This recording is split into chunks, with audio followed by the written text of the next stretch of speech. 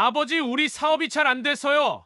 조금만 도와주시면 다시 일어설 수 있을 것 같아요. 아버지, 애들도 아직 어려요. 생활비가 너무 부족해서 부탁드려요. 예전엔 우리가 철이 없었지만 지금은 정말 절박해요. 한 번만 도와주세요. 그래, 절박하구나. 나도 내 엄마 병원비가 없어서 눈물을 밥으로 삼아 목으로 삼키며 버틴 적 있다. 그때 너희는 전화 한 통 안 했더구나. 단 한 번도. 그땐 우리가 너무 바빠서. 아니다.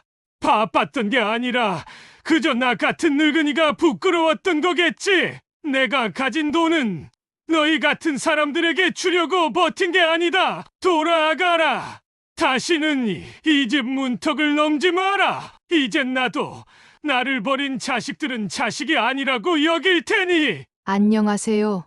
사연 나팔수를 찾아주셔서 너무 감사합니다. 오늘은 자식 셋을 잘 키웠지만 돈 없다고 버림받고 영등포역 거리에서 노숙자가 되었지만 나중에는 큰 부자가 되는 사연입니다. 이제부터 사연을 시작하겠습니다. 그 전에 아직 구독과 좋아요, 알림 설정을 해주시면 너무 감사하겠습니다. 서울 영등포역 회색빛으로 물든 철도 아래 그늘진 공간, 전철이 지나갈 때마다 철컥이는 소음이 울려 퍼지고 하수구 냄새가 섞인 찬바람이 좁은 골목 사이로 스며듭니다. 그곳 노란 조명에 반쯤 꺼진 등 하나 아래 낡은 손수레를 끌고 천천히 걷는 한 노인이 있습니다. 65세, 이름은 한상만. 구겨진 점퍼 위에 버려진 담요 하나 걸치고 등에는 종이박스를 묶고 발에는 낡은 운동화 대신 고무신이 덧대어져 있었습니다. 이분도 한때는 누구 못지않게 열심히 일하고 성실히 가정을 꾸려온 대한민국의 평범한 가장이었습니다. 상만 어르신은 23세 결혼하여 경북 구미의 한 시골 마을에서 아내와 함께 농사를 지었습니다. 돈이 없었기에 친정에서도 반대가 심했지만 그는 아내와 손을 꼭 잡고 내가 어떻게든 먹여 살릴게라고 약속했습니다. 결혼 후 아이 셋을 낳고 살기 위해 마산으로, 서울로, 인천으로 떠돌며 막노동, 공장, 자재창고, 화물 운전까지 한 해본 일이 없었습니다. 겨울엔 손이 터지고 갈라질 정도로 새벽부터 시장에서 배추를 나르며 하루를 시작했고, 여름엔 허리 통증을 참고 땀을 쏟으며 공사 현장에서 일했습니다. 아이들 학교에 급식비를 밀리지 않기 위해 자신은 늘 김치에 밥 한 술, 아내와 돌아가며 옷을 입던 시절이 10년이 넘게 이어졌습니다. 그리하여 자식들은, 큰아들은 서울 사립대 회계학과, 둘째는 공무원 준비, 막내는 미술학원에 보내면서 화가의 꿈을 키웠습니다. 애들만은 절대로 나처럼 살게 하지 말자, 그것이 상만 어르신의 유일한 목표였고 그 때문에 자신은 다 늙도록 이 하나 제대로 치료받은 적 없었습니다.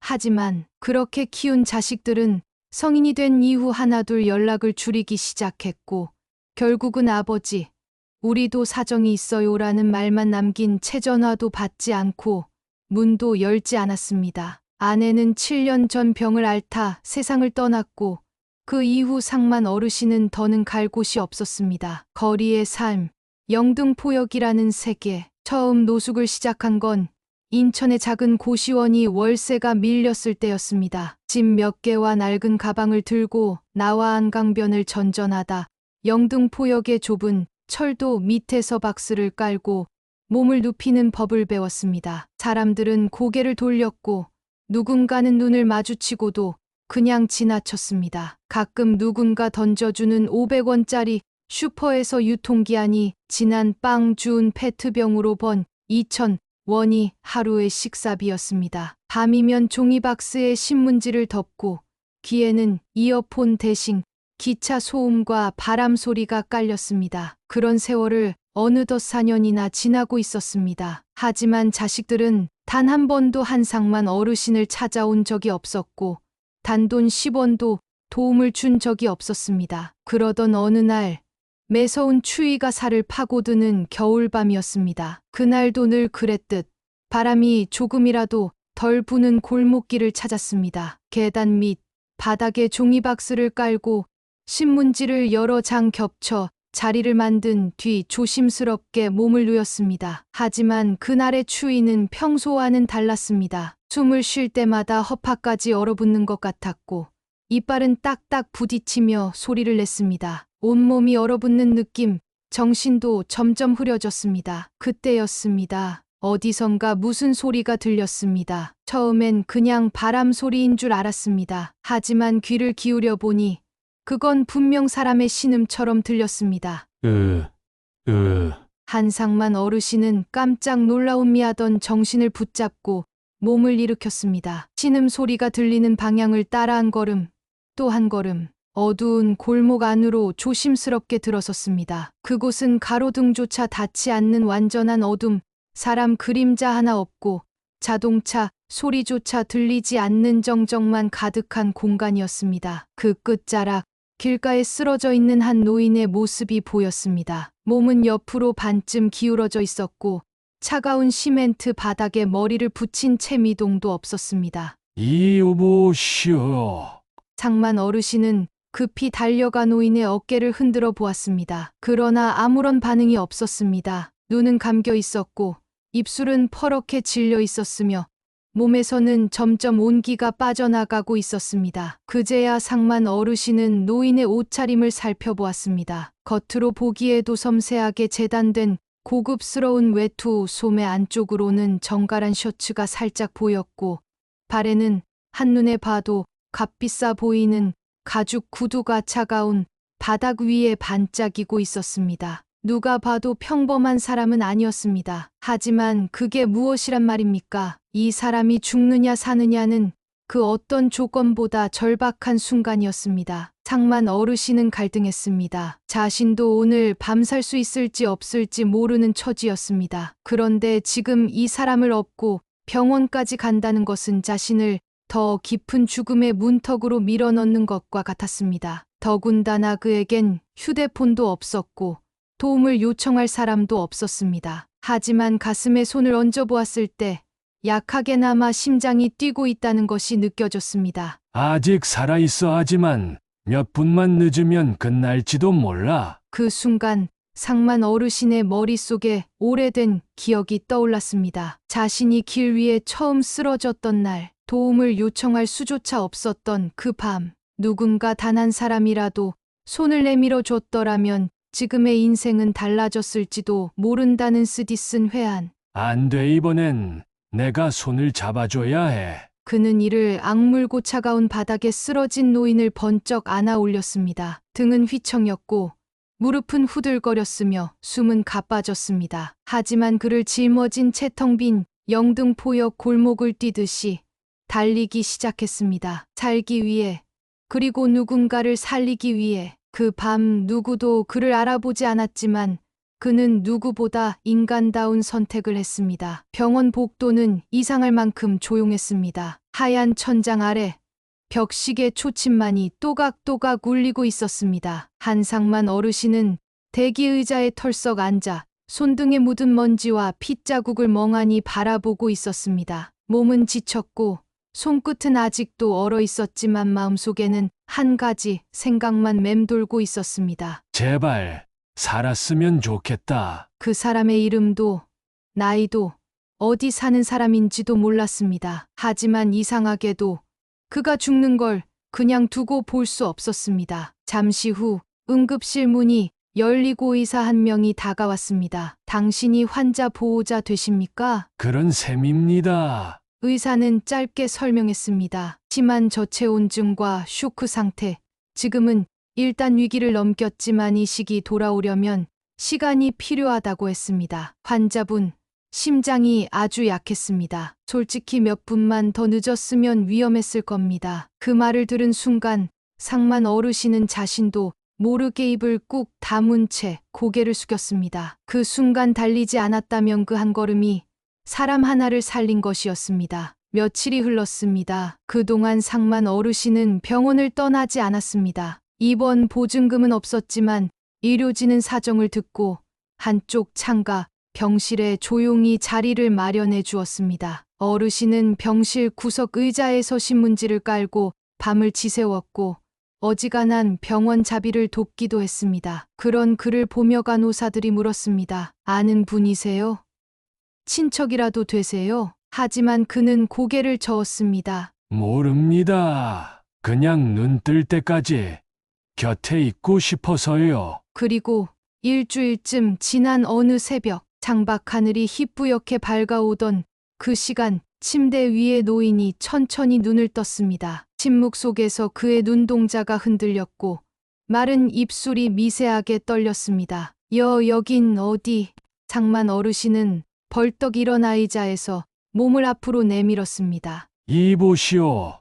정신이 드시오. 여긴 병원입니다. 골목길에 쓰러져 계셨소. 내가 업고 왔소.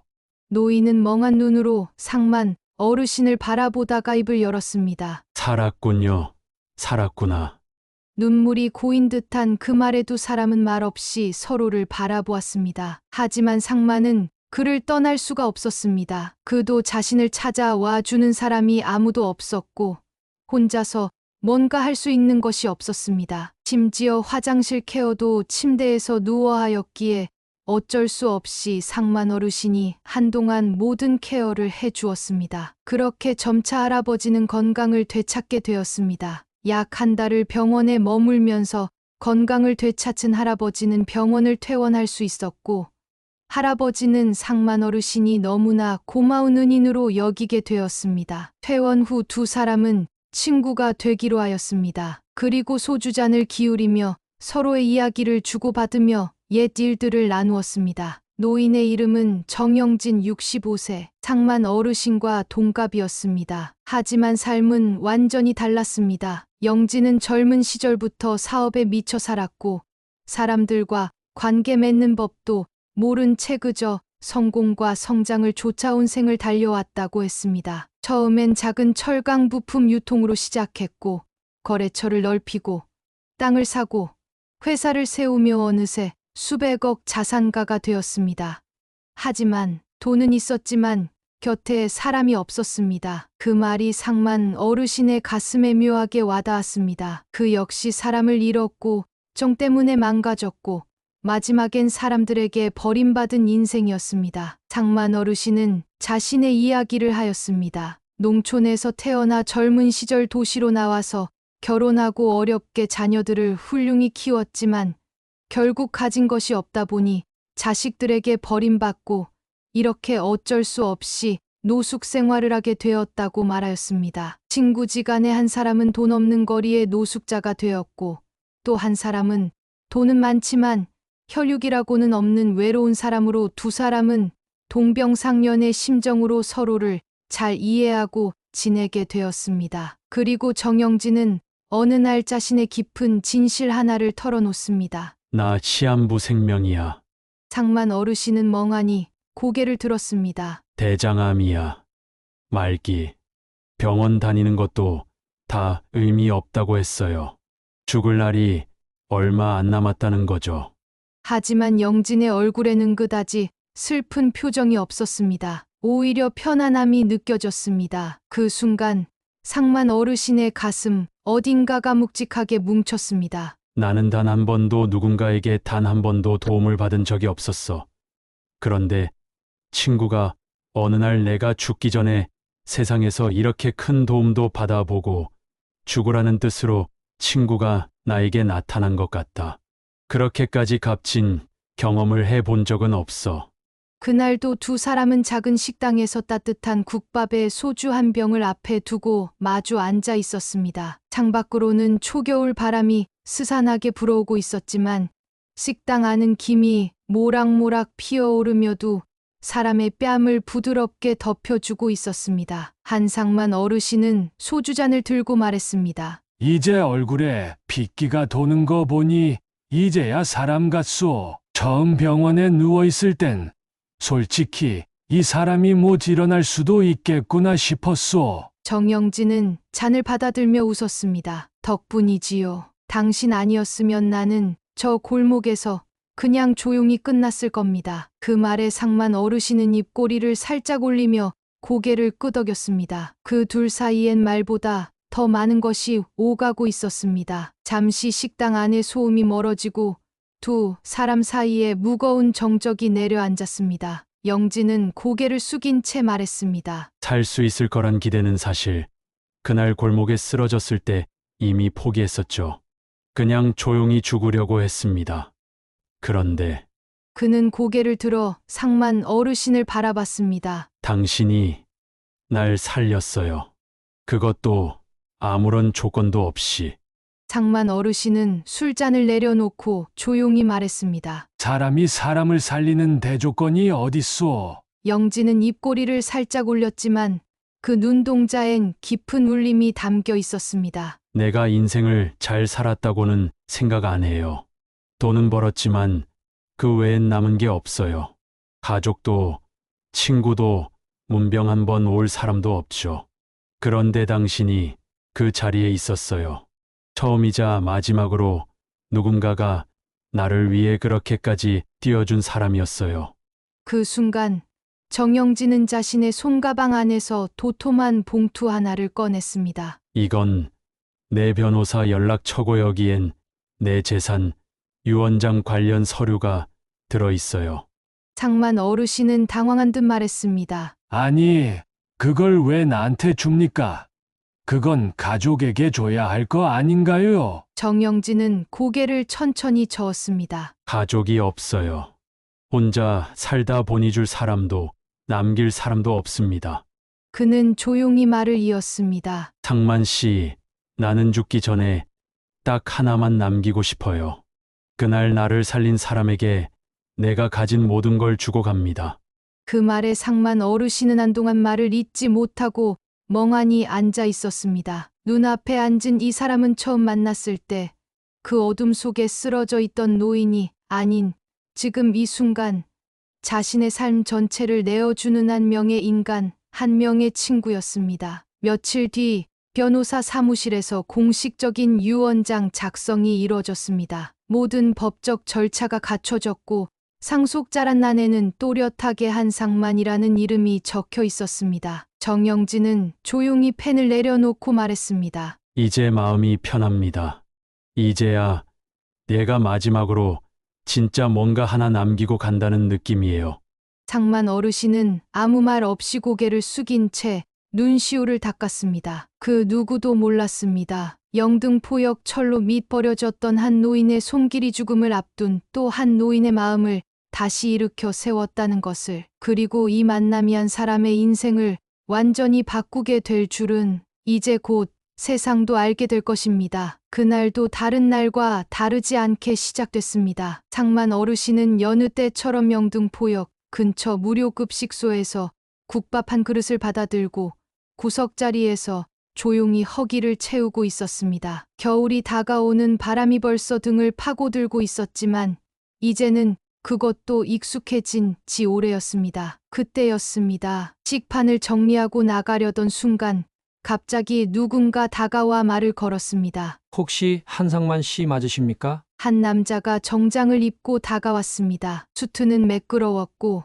손에는 가죽 서류 가방을 들고 있었습니다. 상만 어르신은 순간 움찔하며 자기도 모르게 허리를 숙였습니다. 예, 접니다만. 저는 정영진 회장님의 법률 대리인입니다. 오늘 오후 변호사 사무실로 잠시 와주실 수 있으실까요? 상만 어르신은 얼떨떨한 얼굴로 고개를 끄덕였습니다. 뭐가 뭔지도 모른 채 그날 오후 그는 사무실로 향했습니다. 검은 대리석 바닥, 하얀 벽에 걸린 미술 작품들, 응접실처럼 꾸며진 회의실 공간. 그곳은 그가 살던 거리와는 전혀 다른 세계였습니다. 그곳에서 그는 정영진의 사망 소식을 전해 들었습니다. 며칠 전 조용히 잠을 자듯숨을 거두었다는 이야기였습니다. 그리고 진짜 충격은 그 다음이었습니다. 정영진이 남긴 유언에 따라 모든 자산이 연금, 부동산, 주식, 사업체, 지분까지 전부 한상만에게 상속되었다는 사실이 공식적으로 확인된 것입니다. 변호사는 조용히 말했습니다. 정 회장님께서 남기신 총자산 규모는 연금과 부동산 포함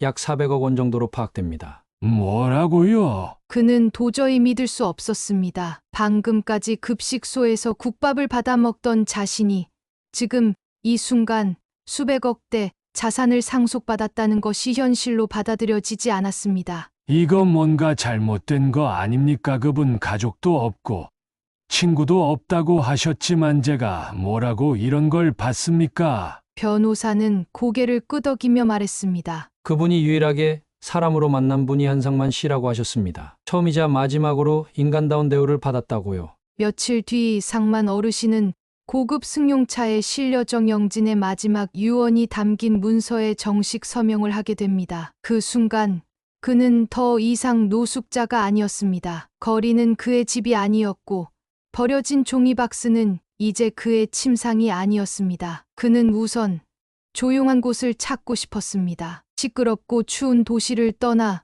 몸과 마음이 쉴 수 있는 곳을 그가 선택한 곳은 거제도였습니다. 한적한 바다 마을, 따뜻한 햇살이 비추는 언덕 위, 바다를 내려다볼 수 있는 넓은 단독주택, 그리고 그곳에 한상만 어르신은 자신만의 공간, 자신만의 인생을 마련했습니다. 그는 처음으로 모든 것이 갖춰진 집에서 혼자 자는 법을 배웠습니다. 요란한 기차 소리 대신 잔잔한 파도 소리에 눈을 떴고 해가 지는 노을빛 아래서 작은 소주잔을 들고 혼잣말을 했습니다. 영진이 그 양반 참 나한테 이런 걸 다 남기고 가버렸네. 눈가엔 눈물이 고였지만 표정은 참 따뜻했습니다. 그는 요트를 한 척 구입했습니다. 늘 마셨던 싸구려 소주가 아닌 와인을 한 잔 기울이며 바다를 바라보는 날도 생겼습니다. 하지만 가장 달라진 건 더 이상 자신이 버려진 사람이 아니라는 사실을 스스로도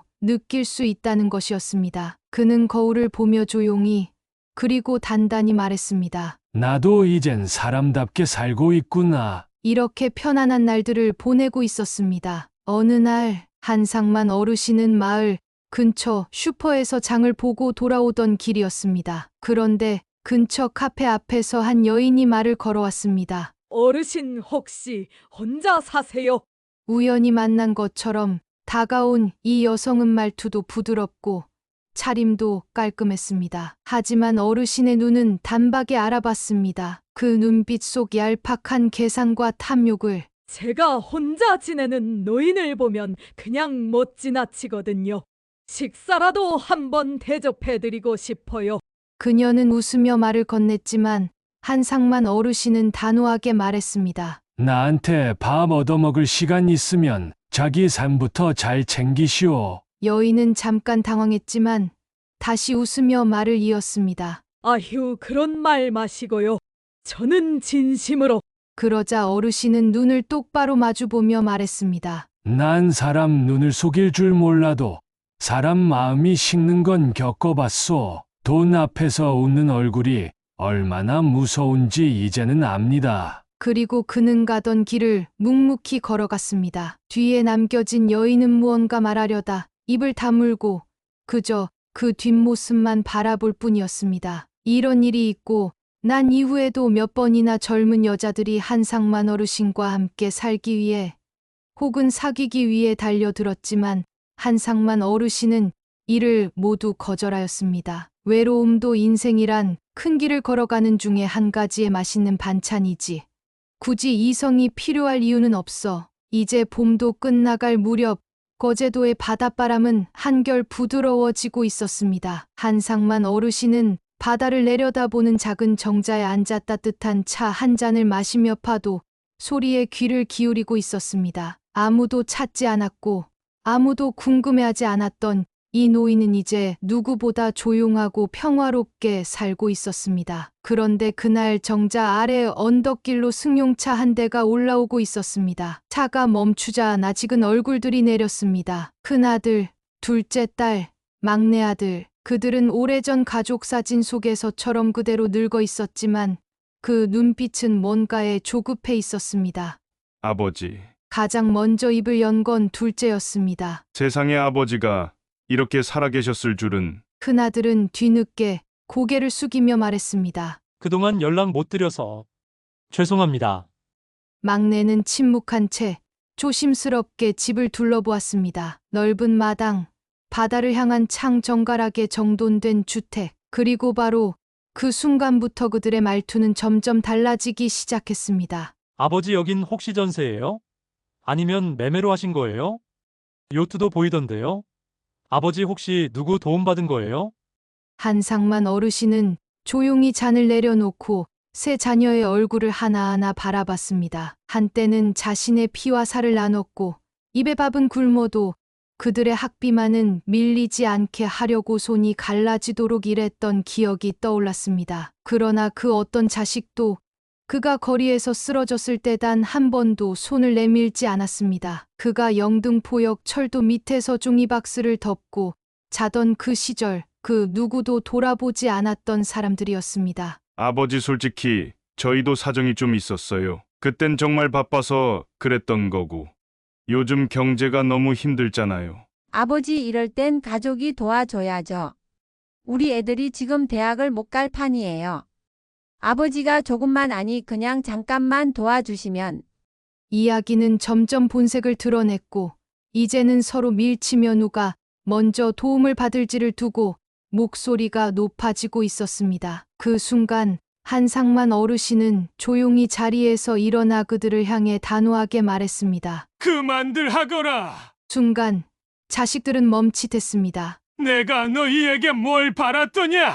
단돈 10원을 바란 적이 있었더냐? 너희 엄마 돌아가실 때 병원비 밀려도 나 혼자 다 감당했다. 그래도 나는 그래도 자식이라고 믿었다. 그의 목소리는 떨리지 않았습니다. 그저 조용하고 낮았지만 마치 바위처럼 무게가 있었습니다. 내가 거리에 나 앉아도 추위에 떨며 굶어 죽을 지경이 되어도 너희는 누구 하나 오지 않았다. 그런데 지금 내가 이런 집에 살고 돈 좀 생기니까 아버지라고 찾아왔느냐? 그 말에 자식들은 말문이 막혔습니다. 늦었다. 이젠 내 삶에서 너희는 이미 끝났다. 가거라.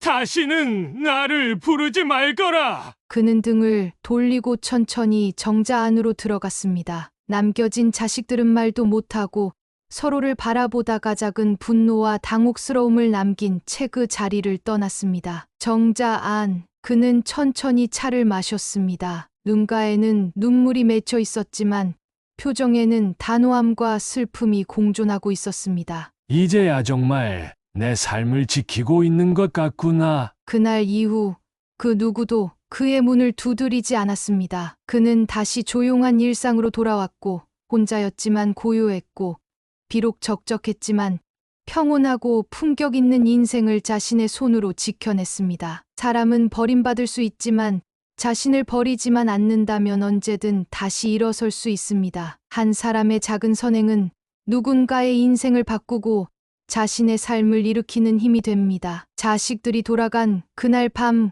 거제도 바닷가의 바람은 유난히 쓸쓸했습니다. 불 꺼진 집 안 식탁 위에는 찻잔 하나와 그가 아까 피워놓았던 연초가 반쯤 꺼져 있었습니다. 상만 어르신은 창가에 앉아 창밖 바다를 바라보다가 천천히 혼잣말을 꺼냈습니다. 내가 죽고 나면이 돈은 어떻게 되는 거지? 그날 이후 상만 어르신은 며칠을 고민했습니다. 자식들에게는 다시 주고 싶지 않았습니다. 이미 마음속에서 끝낸 관계였습니다. 하지만 지금까지 살아오며 얻은 가장 확실한 깨달음은 단 하나였습니다. 사람은 도울 수 있을 때 꼭 도와야 한다. 며칠 후 어르신은 정장을 꺼내 입고 거제도 시청 근처의 법무사무소를 찾았습니다. 그곳에서 그는 한상만 희망장학재단이라는 이름으로 공식 비영리 공익재단 설립 등기를 신청했습니다. 이 재단의 목적은 명확했습니다. 보호자 없이 자라는 아이들, 조손가정,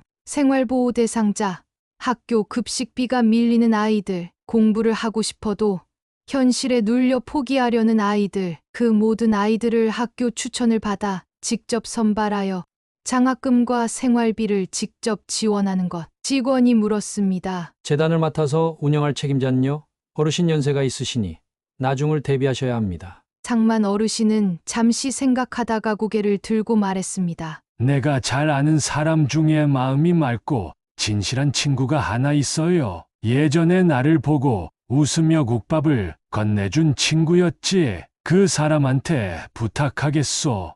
그렇게 그는 과거 무료급식소에서 봉사하던 청년을 찾아 직접 거제도로 불렀습니다. 며칠 뒤 상만 어르신의 집 마당에 놓인 테이블 위 두 사람은 따뜻한 차를 나누며 앉아 있었습니다. 내가 떠나고 나면이 재단을 운영해 줄 사람이 필요하오. 대신 조건이 하나 있어. 청년은 고개를 끄덕였습니다. 재단의 돈은 누구에게도 어떤 권력자에게도 쓰이지 않아야 하오. 아이들한테만 가야 해요. 투명하게, 정직하게. 청년은 두 손으로 찻잔을 감싸며 말했습니다. 어르신, 제가 목숨 걸고 지키겠습니다. 그 후로 몇 달, 재단은 점점 형태를 갖춰갔습니다. 법적으로 국세청의 공익법인 등록, 매년 정기 감사 보고 의무화, 정관에는 상속인열 쪽은 운영 및 지원 대상에서 제외라는 조항 명시, 재산 대부분을 재단 명의로 이전하여 사후에도 자식들이 손댈 수 없도록 완전 차단. 그리고 현재 한상만 어르신은 아침이면 정자에 앉아 바다를 내려다보며 신문을 읽고 점심이면 재단에서 도착한 아이들의 손편지를 읽습니다. 편지에는 이렇게 적혀 있었습니다. 할아버지, 저 이제 학교 가는 게 무섭지 않아요. 기숙사에서 따뜻한 밥 먹었어요. 감사합니다. 나중에 저도 장학금 주는 사람이 되고 싶어요.